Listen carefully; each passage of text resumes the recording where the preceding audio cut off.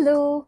आज हम एक ऐसी टॉपिक डिस्कस करेंगे जिसके बारे में आप बहुत टाइम से पूछते हुए आ रहे हो, and that is how to prepare for NEET while preparing for boards. जो फ्रेशर्स हैं, जो नीट की तैयारी कर रहे हैं, very good, but guys a little reminder कि थोड़ा सा टाइम आप बोर्ड्स को देना स्टार्ट कर दो। एंड इसके लिए दो रीजंस हैं। वन, कि board exams are closer than NEET at this moment of time. Number two, without passing your board exams you will not get eligibility in NEET. So this is step one in your NEET journey. You have to clear your board exams and well, all right? अगर आप अपने board exams अच्छे से clear करोगे तो आपको एक confidence boost भी तो मिलेगा, है ना? चलो, now getting to the point, let's look at it this way. Exam pattern समझो आप। बोर्ड एग्जाम्स पता है कैसे क्वेश्चंस आने वाले हैं, एक लिस्ट ऑफ क्वेश्चंस होते हैं जिससे हर साल क्वेश्चंस आते हैं, इफ नॉट हर साल, हर ऑल्टरनेट ईयर क्वेश्चंस आते हैं। एक क्वेश्चन होता है, उसका आंसर होता है, कुछ क्वेश्चंस में भी प्रॉब्लम सॉल्विंग होंगे, वो भी आप कर लेते हो, right? Now coming to NEET, you require application, you require analysis and you require concept based learning, ठीक है? एंड यहाँ के जो क्वेश्चंस होते हैं वो सिमिलर होते हैं बट सेम नहीं होते। तो इससे you guys understand that boards papers are predictable whereas NEET papers are unpredictable. This requires smart work whereas this requires hard work. So lesser time and more time.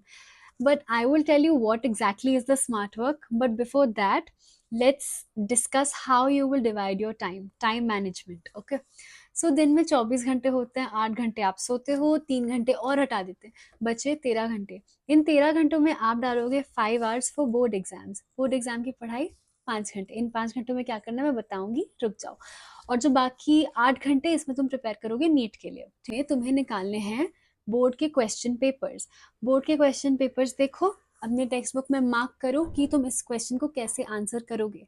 C, board exams are ultimately theory papers. इसमें mostly memory based questions होते हैं and maybe 5 to 10% होंगे problem solving या application based, but mostly memory, right?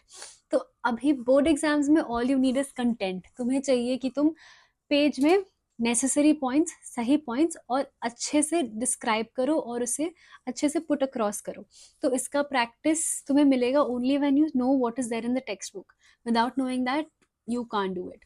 I am sure जो बच्चे NEET के लिए पढ़ रहे हैं they know what is there in the text book, but board का अप्रोच इज स्लाइटली डिफरेंट, थोड़ा डिटेल देखना होता है। तो इन 5 घंटों में तुम बस क्या करो कि आंसर्स जैसे जैसे प्रोग्रेसिवली बस रीड करो और एक पॉइंटर बनाते जाओ। Make like a mind map where you know कि कीवर्ड्स ये हैं और इन कीवर्ड्स पे मुझे आंसर अपना फ्रेम करना है। Keep like 1 hour for languages, alright? And even when you are like kind of stressed while preparing for NEET or you need a break, उस टाइम पे you can pick up a language subject. Use it as a story, grammar को एक quick fun task जैसा use कर लो। ऐसे तुम्हारा language का पोर्शन क्लियर हो जाएगा। रटने वटने का काम नहीं है, ठीक है? बस कीवर्ड याद रखो और आंसर बना दो। तो that is how you will do for boards, okay? रही बात नीट की, नीट के लिए अभी at this time it would be nice if you are practising papers. Practise more and more question papers. The more practice you have the better result, the better understanding and you will ace it. All right, so do this. Also, since आप NEET के लिए biology prepare कर रहे हो, you must be really familiar with the bio NCERT textbook by now. So that works for your advantage. So when you're revising for NEET biology, you can just have a look at the textbook since you know what questions are asked in boards.